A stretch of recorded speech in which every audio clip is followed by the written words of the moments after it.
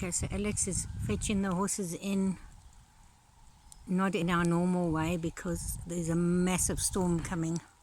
You can't really see it. And lightning.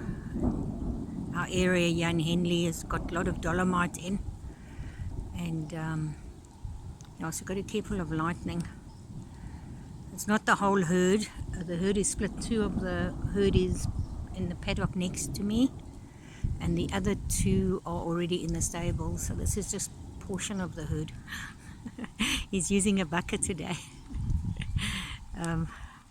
to get them to follow him, a bucket of feed.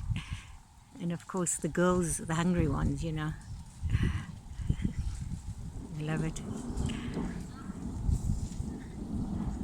Nina! This is Nina. There you go. Hello. Come, let's go. They're going to stop you. Come, let's go. There's the twins. Come, twins. And then the little greys. Not the little. Go on. And there's the greys. How lovely.